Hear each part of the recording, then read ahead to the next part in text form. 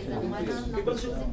Eu acho que é realmente importante para o defensor natural poder instruir o seu próprio pedido, né? Poder instruir sua própria defesa. Eu acho que, excepcionalmente, a gente vai ter casos em que a pessoa vai ter que ser chamada para vir. E mesmo quando tiver que ser chamada para vir, eu acho super salutar. Né? Até porque essa demanda vai virar nossa no futuro. Né? Se não regularizar agora naquele momento, vai virar nossa no futuro. Né? Bom, vamos tentar avançar nos outros pontos. Acho que, enfim, eu tenho a impressão de que, enfim, tem uma questão posta mesmo de modelo. Um modelo é mais uma estrutura administrativa que foca a circulação da informação e junta as pontas e atribui a responsabilidade ao defensor natural, e outro é um modelo mais parrudo, com uma atribuição de preparar o expediente e fazer os encaminhamentos. Pelo que eu estou compreendendo a discussão aqui de fundo. A gente tem 3 pontos aqui que talvez valesse a pena a gente avançar um pouquinho na discussão também. A atuação do NESC no projeto, que foi uma dúvida levantada aqui pelo Vernaschi, né, Vernaschi?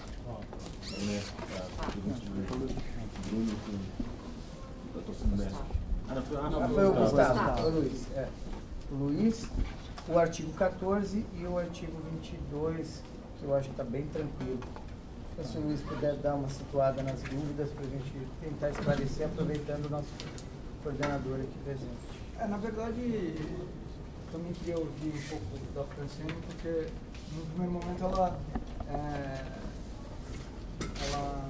ao comentar sobre a pauta dessa reunião, falou sobre a ligação com esse projeto, com o processo CSDP 243 de 2013, que é o processo que define um novo modelo para as visitas de monitoramento de locais de aprisionamento, né?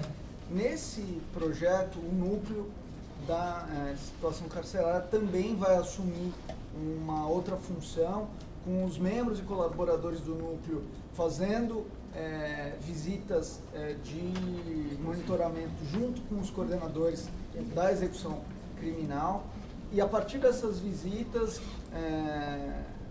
ele vai também dividir com os coordenadores e até mesmo com os defensores da AVEC as demandas coletivas e individuais que eventualmente surgirem. Esse projeto do processo CSDP 243 também prevê uma alteração quanto ao número de membros. Na verdade, o NESC passaria a ser o núcleo com mais membros atualmente, porque ele passaria a contar com 25 membros, né? Então, eu só queria mesmo aproveitar a oportunidade para ouvir a Franciane e o Bruno a respeito de como isso se dará, até porque aqui também nesse projeto Mães do Cárcere, no artigo, deixa eu só ver aqui o número,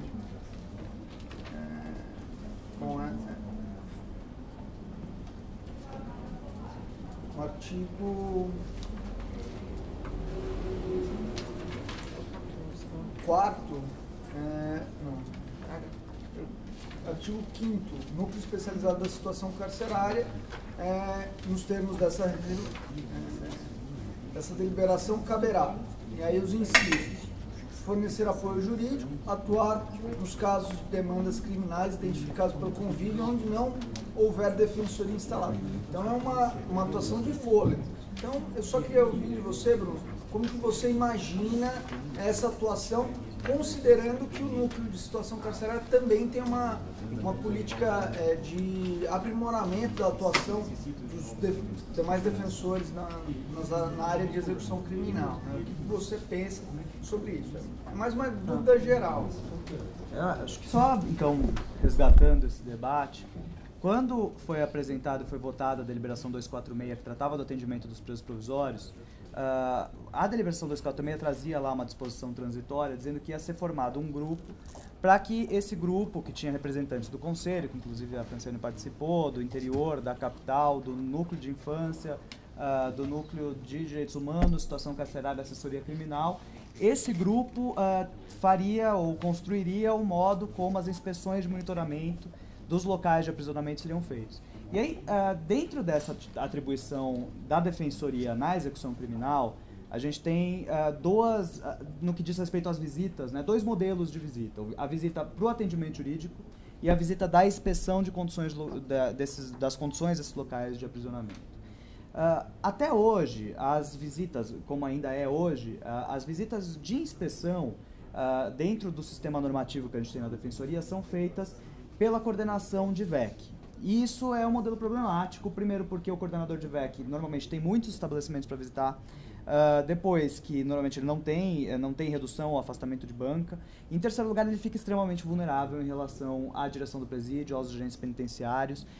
Então, o que a gente foi atrás dentro desse grupo foi de ver os modelos de padrões mínimos de monitoramento que existem em manuais internacionais. Então, a gente saiu a cata aí de quem estudava isso, de onde se fazia isso, e além disso a gente se pautou também pelo modelo do CNJ, aperfeiçoando um pouco, e fizemos um modelo de inspeção pelo NESC. E uma das principais questões essa inspeção não pode ser feita por um defensor sozinho.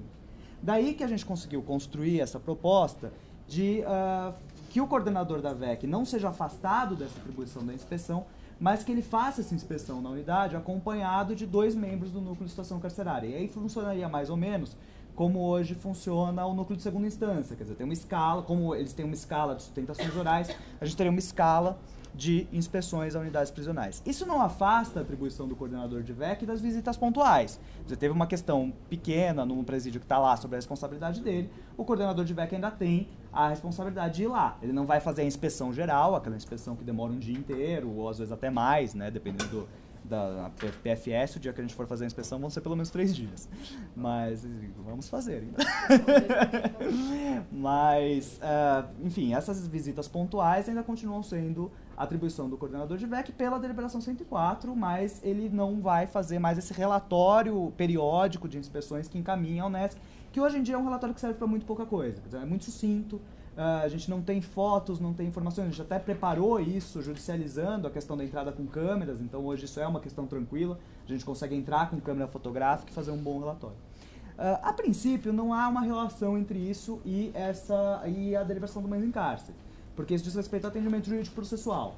Então, o defensor que vai tomar as medidas do mães em cárcere não é o coordenador de VEC, mas aquele defensor da VEC da banca. Existe a... É que, na verdade, não sei se foi muito claro. A minha dúvida é sobre o que o núcleo assumirá dessa demanda com as visitas, como que isso vai chegar para o núcleo e como que vocês vão qual que seria o planejamento da situação contando que o núcleo assumirá mais uma demanda nesse projeto e uma demanda que me parece bem relevante no projeto de monitoramento. E também aí ligado à continuidade das outras funções do núcleo. É uma demanda mais conceitual. Né? Então, na verdade, é muita coisa, não dá para negar isso, mas é o que a gente já faz. Hoje em dia, as demandas, a gente tem entrado com muitas ações coletivas e essas inspeções são feitas junto com os defensores e os coordenadores de VEC. Então, a única diferença é que hoje em dia quem faz sou eu, Patrick. Os colaboradores não têm participação nisso. Então, semana passada mesmo a gente foi fazer uma inspeção em Itaí, junto com o coordenador. Enfim, a gente faz pelo menos 1 ou 2 inspeções por mês. E se a gente conseguisse que também os colaboradores e membros do núcleo fossem envolvidos nisso, isso na verdade desoneraria a coordenação de fazer essas inspeções. A gente tem viajado uma vez por mês para 6 horas de viagem, 3 horas, enfim, para conseguir fazer essas inspeções, porque hoje não há essa deliberação. Onde não há defensoria pública nos processos de mães em cárcere, a gente também já toca. Então, é um número razoável de habeas corpus que a gente tem feito, inclusive peticionamento por fax, enfim, a gente vai tentando se virar, mas a gente tem dado conta de toda a demanda. Você acha que, na verdade, haveria uma desoneração da coordenação do núcleo porque... Com a outra deliberação, sim, porque aqui os habeas corpus das mães em cárcere a gente já tem feito. Então, até porque isso não é uma criação de atribuição, porque no próprio regimento do núcleo, onde não tem defensoria, a gente faz os habeas corpus pelo núcleo. Onde tem, vai para o defensor natural. Hoje em dia, então, a gente já tem feito todos esses habeas corpus e a gente entende até que não é uma atribuição nova, porque o regimento do núcleo e a deliberação dos núcleos já trata que o núcleo tem que atuar onde não há defensoria. Então a gente entende que isso já como é uma demanda relevante, não há defensoria lá, já é uma demanda que incumbe ao núcleo e a gente faz esses habeas corpus. Inclusive até com um índice de sucesso bom. Assim. E as inspeções também. Então, pelo menos a meu sentir, eu acho que a aprovação da deliberação que trata das inspeções, na verdade, desoneraria o núcleo de fazer tantas inspeções como a gente tem feito hoje em dia, porque a gente tem recebido solicitações de coordenação de VEC do estado inteiro, e aí tem eu e o Patrick para fazer isso. Se a gente tivesse 25 pessoas, a gente conseguiria fazer, primeiro, despessoalizar, e isso tem sido muito ruim, até porque eu tenho chegado em penitenciária que eu nunca fui, o diretor, já vi sua cara em algum lugar, eu não sei o que é isso, entendeu? Mas enfim, tem uma circulação de informações, e eu acho que despessoalizar isso seria muito bom. Então, é assim que a gente tem sentido isso, e é assim que a gente pensou esse projeto. Vocês já podem aprofundar, mas vocês pensaram como vocês vão dividir a demanda que chega entre os membros e os coordenadores? O que vai ficar para quem? Então, hoje em dia o que a gente tem feito a gente tem... Oi? Só complementar. Lógico. Então, talvez assim, até para que haja um fortalecimento dessa atuação do núcleo junto com as coordenações de execução, talvez não seria mais importante do que aumentar a quantidade de membros do núcleo, a gente pensar em mais afastamentos? Acho que sim, mas a única questão é que quando a gente fez esse cálculo dos 25, esse foi um cálculo que a gente fez em relação ao número de estabelecimentos. Então, para que cada um fizesse uma inspeção por mês com os coordenadores da VEC, a gente conseguiria girar em 2 anos todos os estabelecimentos SAP com 25 membros. Então, isso foi o resultado de um cálculo. A gente efetivamente precisaria muito de um terceiro afastamento, mas enfim, a gente tem ido aí como é possível, atendendo essa demanda. Hoje em dia o que a gente faz, a gente já tem feito muitas inspeções, então até retornando para isso, que o Luiz Gustavo tinha falado, a gente tem entrado, a princípio, hoje em dia, mais com as ações coletivas pelo núcleo do que pelas regionais. Isso acaba sendo ruim, por um lado, porque acaba criando uma cultura de que demanda coletiva é atribuição do núcleo, que não é o que se pretende. Mas, ao mesmo tempo, conforme a gente começou a entrar com muitas ações coletivas, isso ser divulgado e aparecer no clipe, na imprensa, os defensores de VEC, não só os coordenadores de VEC, mas os defensores de VEC e também de vários de conhecimento, começaram a se interessar por isso. E aí a gente começou a conseguir replicar esses modelos no interior. Mas a gente tem acompanhado todos. Então, isso é também muito trabalho, mas, enfim, a gente tem acompanhado todas as ações coletivas que correm no interior. Óbvio que se for solicitado o acompanhamento do núcleo, o defensor tem toda a autonomia para falar, eu quero tocar essa sozinho, vocês não mexem aqui, tudo bem. Mas não é o que tem acontecido, a gente tem acompanhado e redigido junto, inclusive. Normalmente a gente tem uma ação grande, por exemplo, na Praia Grande, sempre que vem para eles o processo, eles escaneiam a contestação, mandam para a gente faz o modelo de réplica, manda para eles, e aí eles veem se está tudo bem e protocolam lá. Enfim, acho que é o melhor jeito da gente conseguir fazer essa integração, e é o que tem funcionado até hoje. Eu acho que é possível que com as inspeções essa demanda comece a aumentar muito, mas enfim, acho que também o fato de que a demanda vai aumentar não é uma justificativa para a gente não estabelecer a política, né? E conforme a demanda for aumentando, a gente pensa em como isso pode ser abarcado. Por enquanto a gente tem conseguido dar conta e nós estamos apoiando, ainda assim estamos apoiando, a gente quer que seja aprovado. Mas Bruno, você não acha que está havendo uma centralização no núcleo dessa demanda em prejuízo dos defensores naturais? Ou seja, você acha que os defensores naturais estão se acomodando com essa situação? Eu acho justamente o contrário. Deixar no núcleo? Eu acho que antes, quando pelo menos a gente chegou lá, era muito pouca litigância coletiva na execução penal. Tinham exemplos, e aí a gente começou a entrar com essas ações, e a partir do momento que a gente começou a entrar com as ações, os coordenadores de VEC e os defensores do interior da capital começaram a entrar em contato com o núcleo para entrar com ações junto. Então, eu acho que no fim, essa atuação da gente começar a fazer as ações pela gente mesmo, começou a trazer, a mostrar possibilidades, assim, mas ideias. No âmbito do projeto, né? No âmbito do projeto que vai gerar muitas ações individuais, né? Você está falando do projeto de qual dos dois? O de monitoramento? Não, desse projeto que nós estamos agora aqui discutindo. Do Mães em Cárcere? Não vai fazer. Não, mas aí eu não tenho. Não, você não, o núcleo só faz onde não tem O defensoria. defensor natural que vai fazer. Só quando não tiver defensoria mesmo. Quando não há defensoria criminal no local, não existe nenhum defensor responsável por aquele processo, aí a Michelle encaminha o processo pra gente e a gente toma as medidas, faz o habeas corpus ou peticiona na comarca do interior. Eu só queria consultar o nosso teto aqui, são 8h36. Eu não sei como é que os conselheiros estão, eu sugeri talvez 9 horas. Eu vou precisar retirar mais cedo, infelizmente não posso ficar. Alguém mais vai ter que ser mais cedo? Tem outra proposta no teto? Do quê? Até as 9? Até as 9? 9? Pode ser? Mais 25 minutos? Acho que é 10. Até que horas fica estacionamento da Chapadé? Eu queria entender um ponto, talvez correlato aqui com o que o Luiz colocou, que a gente não depende, talvez isso não esteja muito claro, não dependeria da inspeção para fazer o diagnóstico dos casos também, né? Eu acho que, na verdade, não tem, são coisas bem E a própria perspectiva de inspeção, se me permitem, ela não é uma perspectiva de atendimento como seria essa. Óbvio que você às vezes mira aqui e vai ficar sabendo da situação, ótimo, mas eu acho que o próprio projeto deve buscar aprimorar o meio de diagnosticar. Hoje parece que está funcionando o que existe com a SAP, mas acho que o próprio convívio ele vai ter que se virar para fazer esse diagnóstico também com mais calma, não está atrelado nesse ponto também com a inspeção ou mesmo com as visitas de atendimento. Acho que é algo que se complementa, não é isso? Não tem, a princípio eles não têm relação, são casos individuais, atendimento jurídico e a inspeção, demandas coletivas e condições de aprisionamento. A gente não cria outras demandas nessa área, na verdade é só especificar algo a mais a ser feito quando da visita ou quando da inspeção, né? Não, a inspeção não vai nem se atentar para isso. São as visitas de Eu acho que o atendimento. convívio, é exatamente o que eu estou colocando, acho que o convívio tem que ter meios próprios para fazer o diagnóstico da situação. Você não pode estar dependendo nem de um outro projeto, porque senão não tem. condicionar esse projeto a outros aí que ainda vão ser discutidos. Vamos tentar discutir um pouco o artigo 14? Só acho que tem a ver um pouco com isso. Eu comentei pela minha manifestação inicial. Sim. Quando a gente diz que a necessidade de aplicar o questionário, preencher o formulário, a gente diz que essa atribuição é do defensor público responsável por aquele estabelecimento. E aí tem um rodízio das pessoas que fazem essa atividade. Então, é isso que eu queria discutir. Esse é o artigo 14. A proposta do Bruno acaba com essa discussão do artigo 14.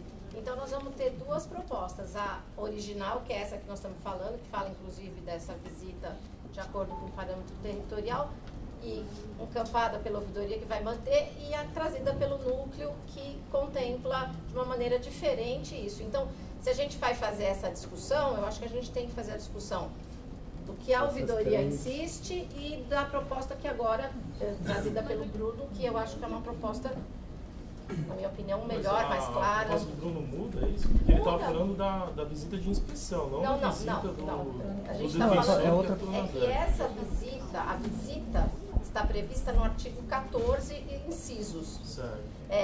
Na minha opinião, não estava muito claro, agora com a proposta que o Bruno mandou através da ouvidoria, isso acho que ficou mais claro. A minha dúvida, por isso que eu quis discutir em conjunto, vou até falar porque fui eu que trouxe essa questão. A minha dúvida e não era só minha, enfim, Gustavo Junqueira, a gente discutiu isso lá na VEC, parecia que nós tínhamos duas visitas para o público feminino, questão da mães, os defensores têm mais duas visitas para os demais estabelecimentos e mais a visita de monitoramento. Então, eu queria saber como é que ia se contemplar. O Bruno acabou esclarecendo, enfim, o monitoramento não vai interferir, porque agora a proposta que vem do núcleo, acho que nem fala mais em visita, acabou com isso. Então, a minha discussão com o texto novo dele, eu acho que aí a gente precisava saber se a gente concorda. Não tem mais essa discussão de visita, de monitoramento. Ele acertou. Mas esses dados, esses questionários seriam então feitos pelos coordenadores do núcleo? Não, vai ser aplicado. Acho que o que causou uma confusão é que o Luiz Gustavo estava perguntando de outra deliberação que fala das inspeções. Sim. Mas ela não tem relação com aqui. As inspeções vão formar relatórios de inspeção, vão instruir ações coletivas, que vão ser feitas em todas as unidades do Estado. Aqui o artigo 14, que falava das visitas, e agora a gente está tentando deixar ele mais claro, ele fala da aplicação do questionário expandido para atuação na infância e na família, daquela... Então, isso que eu quero saber, quem que aplica esse questionário? Aí acho que é a discussão do artigo 14 que a gente podia entrar, que é o ponto que a Financiane... O artigo proposto por ele? Era justamente o próximo ponto que eu ia propor. Não, proposta do Bruno. Vamos começar com a leitura do Acho que dá para colocar as original, para todo mundo acompanhar a discussão. Tudo bem, eu vou precisar me retirar, então eu não vou conseguir terminar isso. Não, mas todo mundo vai saber. Todo mundo recebeu. Eu mandei para todo mundo. Amanhã a gente continua da minha parte, continua essa discussão. Então, olha, a proposta original fala, nos casos em que o convívio, identificando a situação de risco para o vínculo familiar entre presa e filho, verificar a necessidade de providência para dar suporte ao atendimento na área de família ou infância, será contatado o defensor criminal responsável pelo atendimento processual da mulher presa para que realize a medida necessária e remeta a informação ao convívio, que enviará ao defensor natural com atuação na área da infância ou de família para que sejam tomadas as medidas judiciais adequadas. Parágrafo 1º. A aplicação do formulário expandido constante do anexo 2 da deliberação consiste em providência de suporte à promoção do vínculo familiar e deverá ser devidamente preenchido e encaminhado ao convívio, nos termos do caput, para ser remetido ao defensor natural, com atuação na área da infância ou de família. A aplicação do questionário será realizada pelo coordenador de execução criminal, na hipótese em que a sentenciada encontrar-se presa em local sem atuação da defensoria na área criminal. A aplicação do questionário será realizada pelo defensor público de execução criminal, responsável pelo respectivo estabelecimento, conforme o cronograma de visitas por ele estabelecido, ou pela coordenação de execução criminal da respectiva regional, no caso da defesa em processo de conhecimento estar sendo realizada por dativo. E o último parágrafo fala que durante as visitas dos defensores criminais, para atendimento jurídico em unidades prisionais femininas, o defensor deverá proceder à aplicação do questionário expandido para envio ao convívio, caso identifique uma das situações apontadas no artigo 6º. Então, só apontando uma questão importante, quando foi concebida essa proposta original, a ideia foi que o defensor fizesse isso nas visitas que ele já realiza. Então isso é importante, não é estabelecer o que ele já faz, o cronograma que ele já possui de visitas, que ele encaixasse ou que ele priorizasse essas questões. Mas até muito inferior a 2 visitas mensais. Porque esse é o número de visitas do coordenador da VEC. Na regulamentação atual. Tá. Na verdade, a minha dúvida era justamente essa que você falou aqui. É justamente isso. O defensor que já tem a atribuição de fazer aquela visita com um certo número, ele vai continuar fazendo essa atribuição. Agora, a minha dúvida no caso em que as mulheres estejam no CDP, como que insere isso aí? Porque aí é quem está indo no estabelecimento na penitenciária. E se a pessoa estiver no CDP, como que a gente... Porque daí a logística vai ser outra, né? Tá. Acho que a gente tem... Deixa eu só falar o que que... acho que no CDP, acho que você está falando das provisórias, né? Acho que tem algumas questões. Quando a gente começou a pensar nessa deliberação, não existia ainda a previsão do defensor do conhecimento da visita, o que está sendo implantado agora. Então, realmente, colocar isso como atribuição exclusiva da execução estaria errado.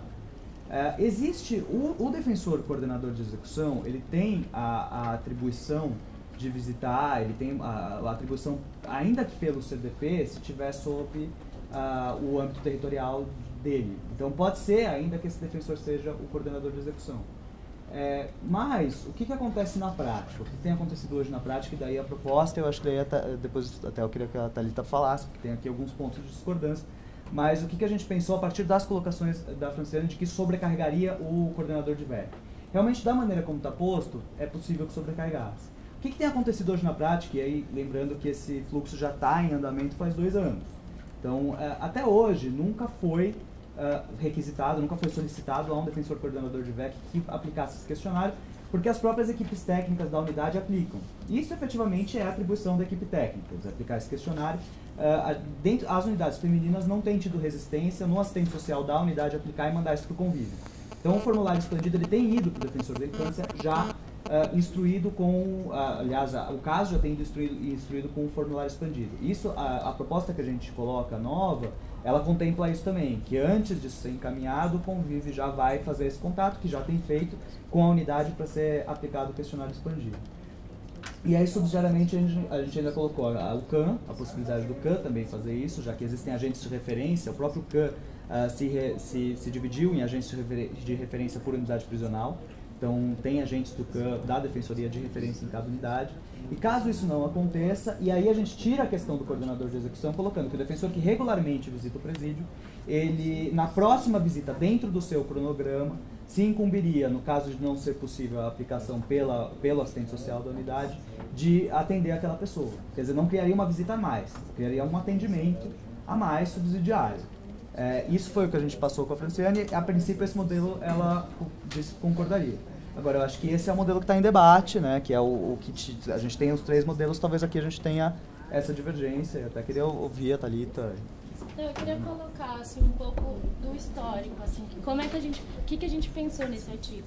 A gente pensou quando a necessidade já de colher essa informação quando ela já está colocada, né, quando ela já existe essa necessidade. Por exemplo, se não veio o formulário expandido pela unidade prisional, se não existe como... Enfim, quando essa necessidade de se ter essas informações, ela já está pressuposta ali. Então, a ideia foi garantir, foi ter um dispositivo que garantisse que quando essa necessidade está colocada, ela seja efetivada. Né? Porque o que acontecia? Né? Muitas vezes aqui a gente tinha familiares, que a família estava aqui, procurava a pastoral carcerária, a presa estava não sei onde, aí comunicava a defensoria daqui, não tinha um defensor para fazer a visita lá. Aconteceu isso, inclusive, recentemente com a Fernanda. Ela comunicou a gente e falou, a pastoral pode fazer a visita e colher as informações para a gente? Aí eu falei assim, poder pode, porque a pastoral faz visitas, mas isso é atribuição da defensoria pública, né? Aí ela conseguiu telefonar para o defensor da execução de lá, ou do coordenador da execução de lá, e esse coordenador fez a visita e forneceu essas informações aqui para ela. Então, foi pensando nisso, foi com o intuito de garantir que isso aconteça se as outras formas não estiverem de alguma forma contempladas. Assim. Então, o que a gente pensou? Primeiro, quando a presa é provisória, e só provisória, não tem uma condenação, quem tem que fazer isso é o defensor natural. No lugar em que não tiver defensoria, que tiver atuação do advogado conveniado com a OAB, aí vai ter a atuação da área da execução penal. Porque, em tese, tem sempre uma execução penal responsável por aquele estabelecimento penal. E avançou isso, inclusive com a expansão da defensoria. E aí o que a gente pensou? Bom, quando não tem, no caso de presa provisória, talvez a redação tenha de fato esteja mal construída, mas é por isso que eu estou explicando.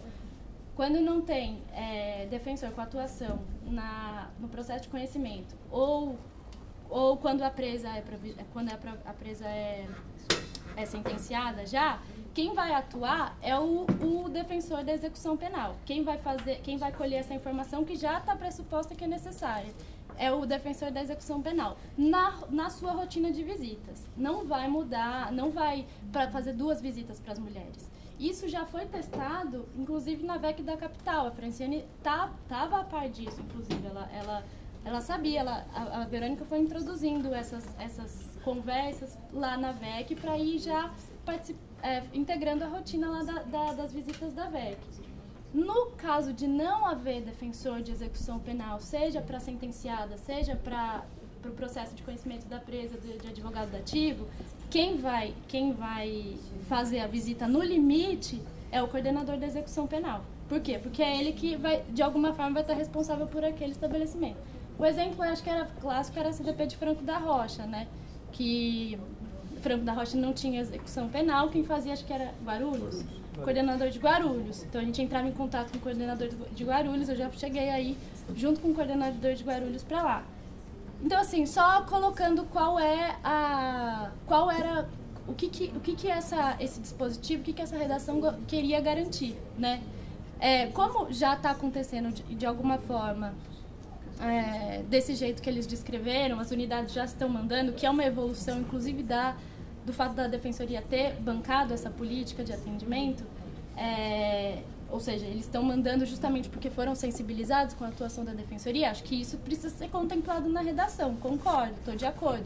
Agora, eu acho que a gente tem que partir da ideia de que se isso não acontecer nas unidades em que são complicadas, por exemplo, o PFC é muito complicado, nas hipóteses em que o defensor acha que aquela informação ainda está faltando, que ainda precisa aprofundar um pouco mais. Como é que a gente faz para garantir? Essa redação é o limite do limite, assim, como é que a gente faz no limite para garantir isso? Precisa ter essa visita, né? Seja do defensor, seja da equipe com quem ele trabalha, do CAN, enfim.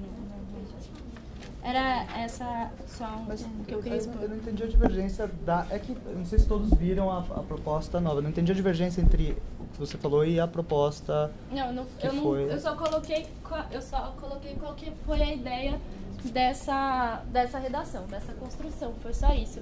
Porque na redação que foi pensada por vocês, se rediscute a questão da necessidade ali e se coloca de novo na questão de se julgar é necessário. Então eu só estou trazendo qual foi a ideia original para a gente não ficar patinando muito, assim. Isso é no limite para que isso aconteça, para que não aconteça como a Fernanda ficar ligando para a pastoral carcerária, assim. A pastoral ela tem um trabalho religioso e humanitário no presídio, ela não tem um trabalho de atendimento jurídico, né? Não é a pastoral ou o ITTC, ou seja lá quem for, que vai fazer isso, exceto se tiver um convênio, né? Mas para que no limite a visita e o atendimento, a coleta de informação aconteça de maneira realizada pela própria Defensoria Pública. Era só isso, assim, só trazer essa ideia.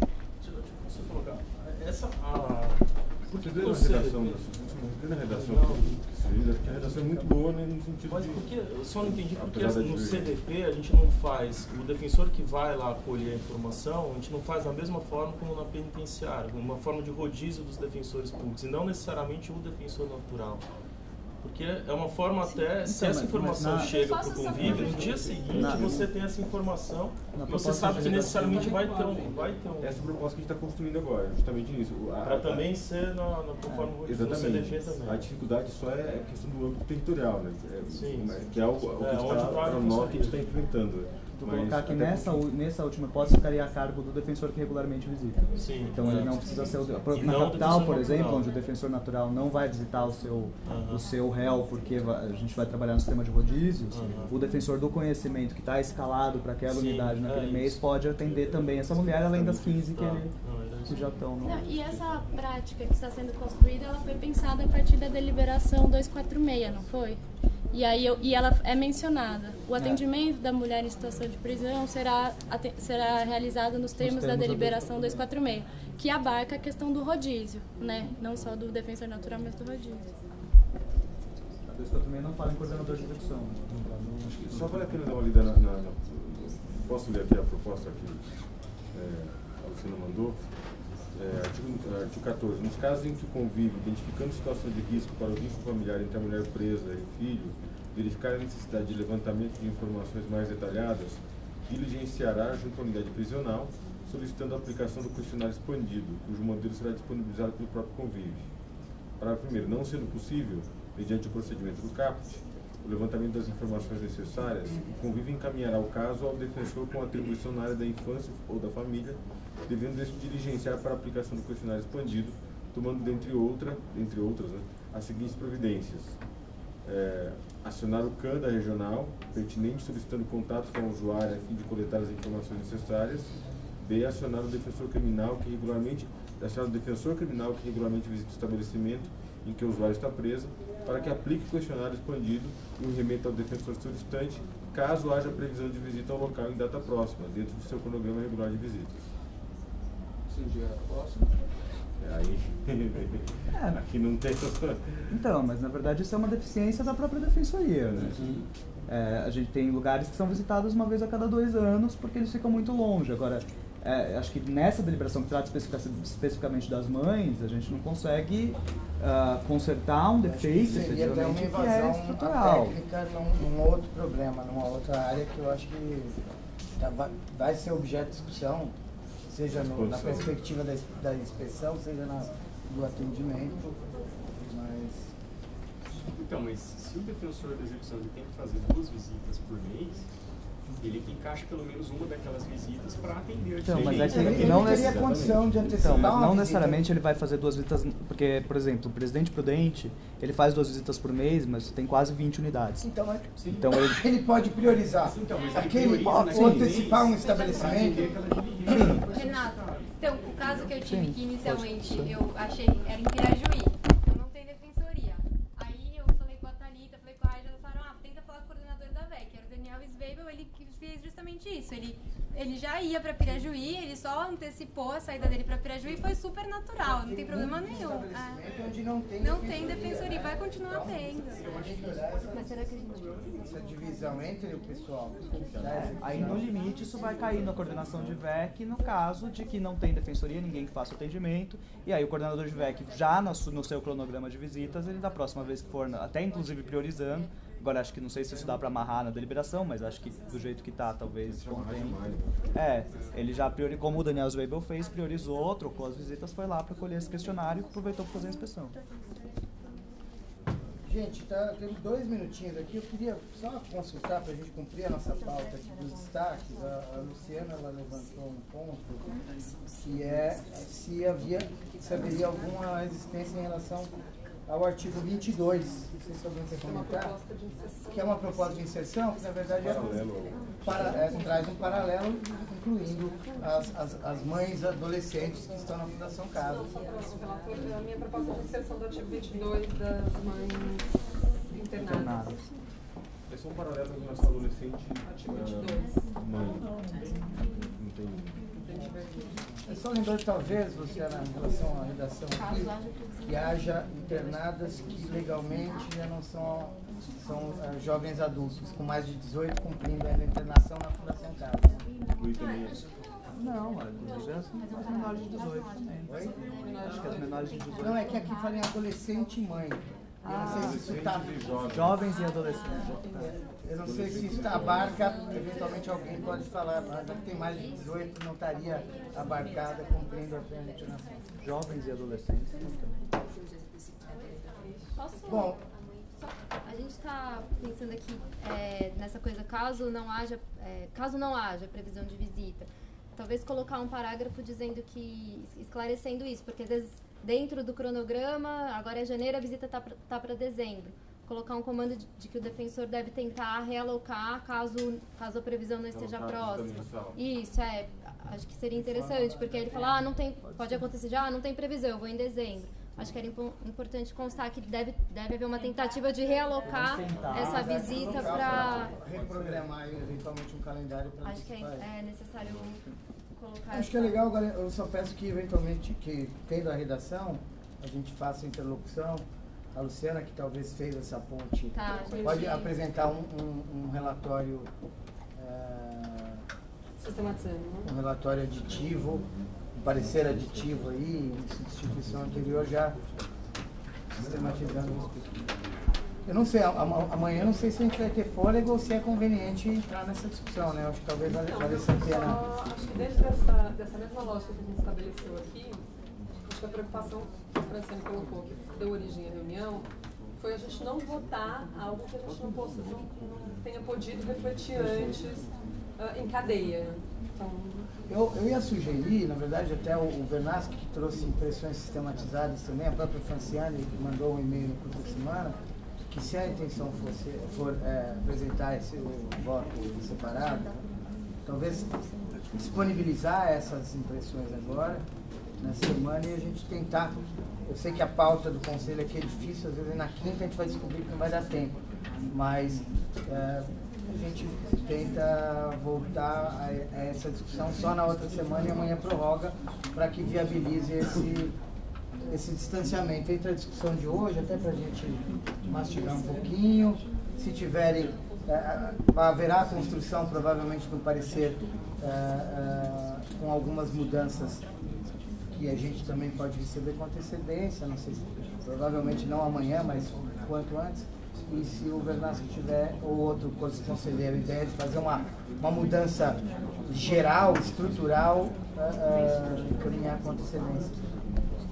Pode ser, conselheiros?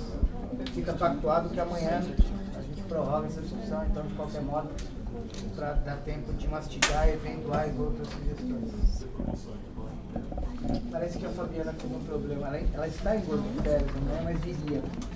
E ela parece que teve um problema de doença ou hemocirurgia familiar. Então ela avisou que não poderá, não virá e não conseguiu. Acho que o parente foi operado. A minha irmã foi operada.